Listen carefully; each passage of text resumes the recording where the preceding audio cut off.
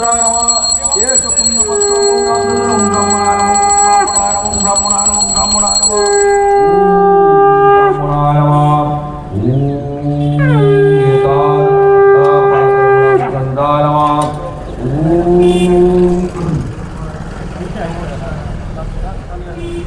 এক ঘন্টা সময় তাকে দেবে, সেই সময়টা দেওয়া সকালে ফোন করলাম দাদা আয় আয় আমি দেখা নিয়ে ব্যস্ত না, এক ঘন্টা সময় দিয়েছে।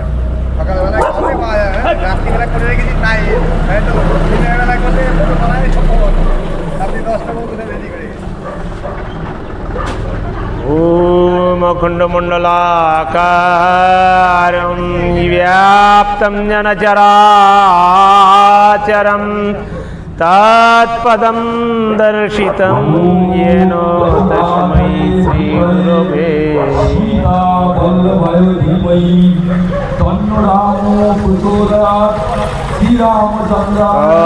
ज्ञानतिमिरन्धस्य ज्ञानाञ्जनशलाकया चक्षुरुन्मीलितं येन तस्मै श्रीगुरवे नमः।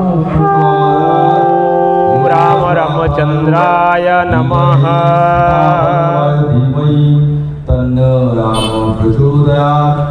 অরণ্যকাণ্ডের শ্রীরামচন্দ্র যখন 10 বছর বনবাসে নানান স্থান পরিক্রমা করে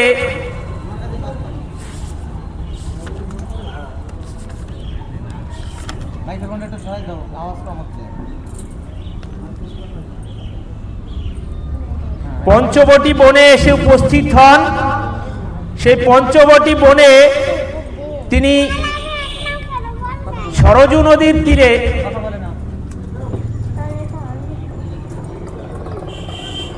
যে কুটি স্থাপন করেন, সেই কুটিরে এবং তার পার্শ্ববর্তী স্থানে একদিন শূর্পণখা বিচরণ করছিলেন।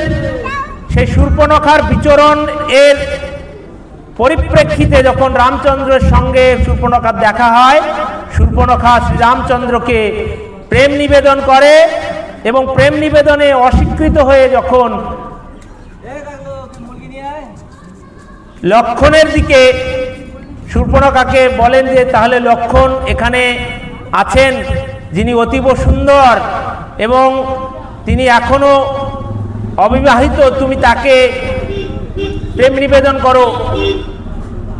রাক্ষস জাতির এমন মানসিকতা যে মুহূর্তেই তার মানসিকতা ঘুরে গিয়ে রামচন্দ্র থেকে লক্ষণের দিকে ধাবিত হয় এবং যখন লক্ষণের দিকে ধাবিত হয়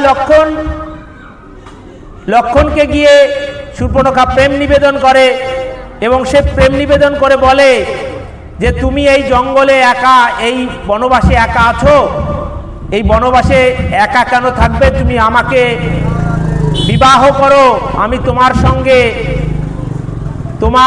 সঙ্গে সংসার করব এবং তোমার সঙ্গে দিন অতিবাহিত করব। লক্ষণ উত্তরে শূর্পণখাকে বলেন আমি রামের দাস, এজন্য আমি রামের শুধু সেবা করতে পারি, আমার কোনো ইচ্ছা বা অনিচ্ছার কোনো দাম নেই। আমার সেবা কাজে এই বিবাহ শুভ হবে না, তাই আমি তোমার এই প্রস্তাব প্রত্যাখ্যান করছি। আমার প্রভু শ্রীরামকে তুমি অনুরোধ করতে পারো। এই কথা শুনে শূর্পণখা আবার শ্রীরামের কাছে তার প্রেম নিবেদন করতে আবার চলে গেল।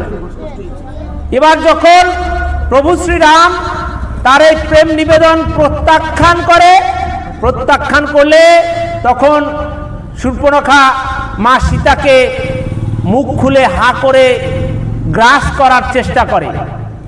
তখন শ্রীরাম লক্ষণকে আদেশ দেন শূর্পণখাকে প্রতিহত করার জন্য এবং যখন তিনি তার ধনুকে বাণ যোজন করেন, এক বাণে তার কর্ণ এবং নাসিকা ছেদন করেন।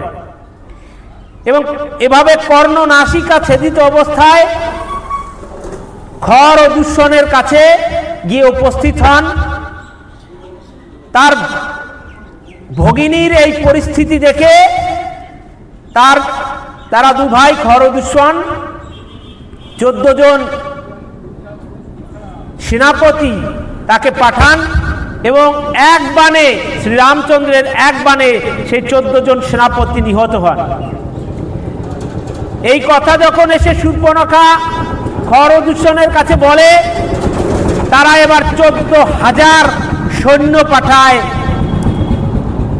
শ্রীরামচন্দ্র ও লক্ষ্মণের কাছে। এবার যখন সৈন্য সামন্ত এসে পঞ্চবটী বনে উপস্থিত হয়, মা সীতাকে তারা একটি পর্বতের গুহার মধ্যে অবস্থান করান এবং তারপরে রাম এবং লক্ষ্মণের সঙ্গে সেই 14,000 সৈন্যের ভীষণ যুদ্ধ হয় এবং সেই যুদ্ধে সেই 14,000 রাক্ষস সেনারা নিহত হয়। আবার এই খবর গিয়ে শূর্পণখা খর দুঃসনের কাছে দিলে খর দুঃসন এবার নিজেরাই এই রণাঙ্গনে এসে উপস্থিত হন। সেই কথা এখন আমরা পাঠ করব।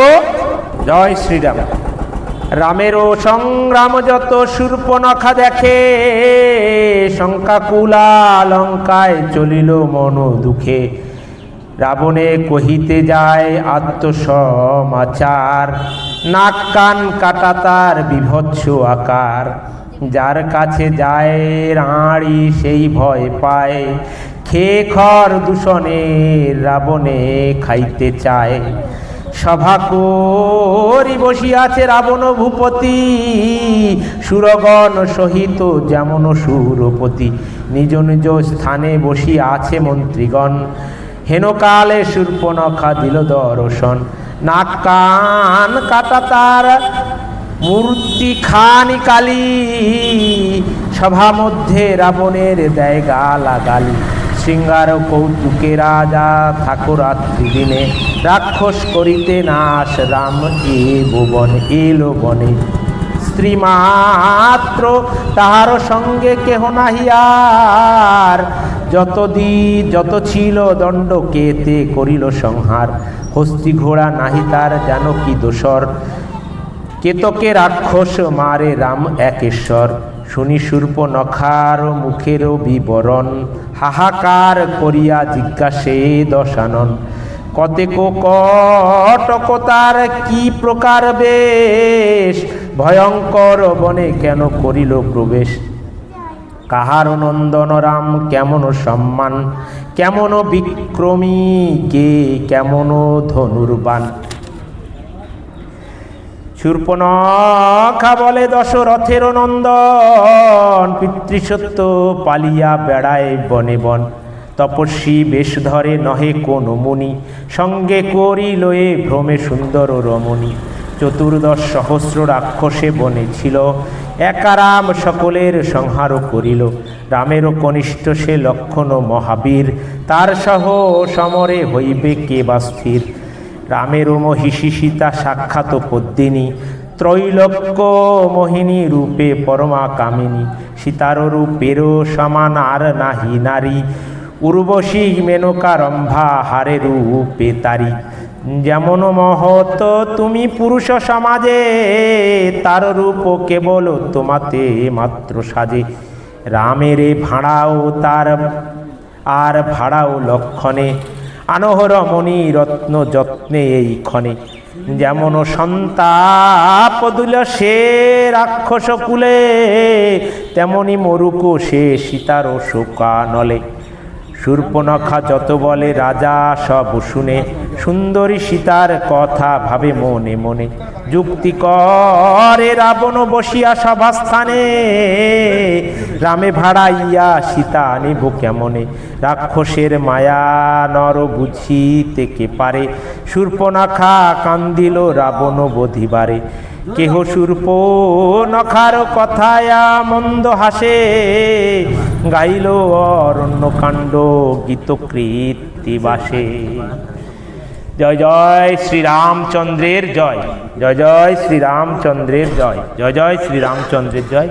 এই মতো শ্রী শ্রী কৃত্তিবাস রচিত রামায়ণের এই পর্যন্ত অধ্যয়ন সমাপ্ত করলাম।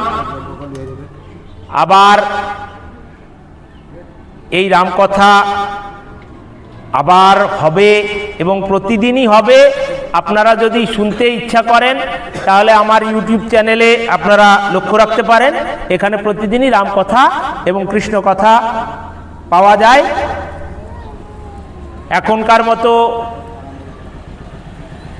সবাইকে ধন্যবাদ জানিয়ে এবং সবাকার মঙ্গল কামনা করে রামকথা সমাপন করছি।